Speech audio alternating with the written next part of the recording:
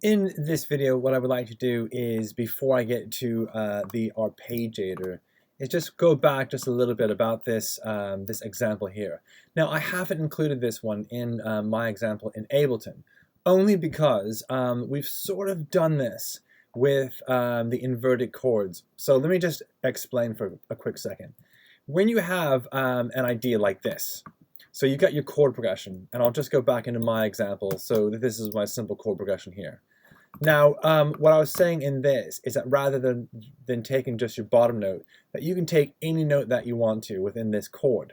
Okay, so in this example, what you could do is this. Let me just go back into mine and give you an example.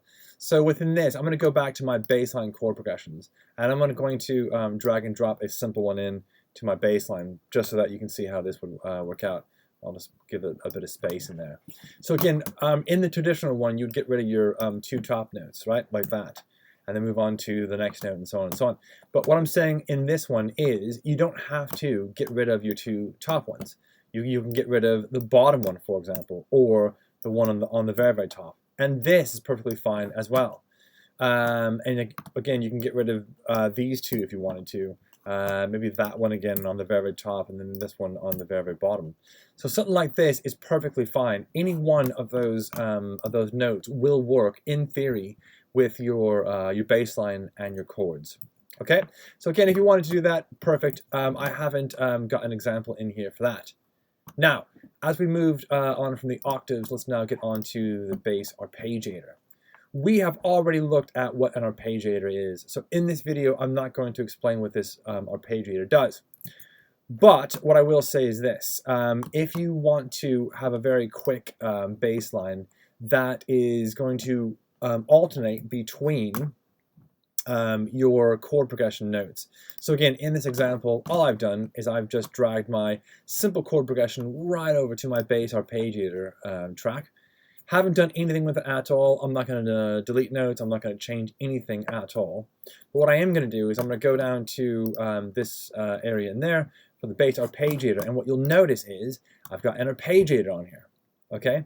Now, what I will say is this, is that the arpeggiator by default is probably going to be quite dull or boring. You're going to have to go into it, and as I mentioned in the one note, you're going to have to alter either the rhythm of this. So I'll just pause there for 1 second. The rhythm of this could be your style. It could be anything from you pushing this button here and swapping this out with any one of your presets. So that's that. It could be altering the rate or the gate or any of these steps. So the rate is here. As a reminder, I would probably not advise that you go above maybe 16. The gate is how long these notes are going to last for. If you wanted like a very short staccato-like note, drag this gate down quite low. What steps will do is it will increase the amount of octaves, or the amount of steps that this is going to go up or down. So it makes sense that if you have now 3 or 4 steps, it'll go up by 3 or 4 different octaves. I would recommend that you might not want to go above 3.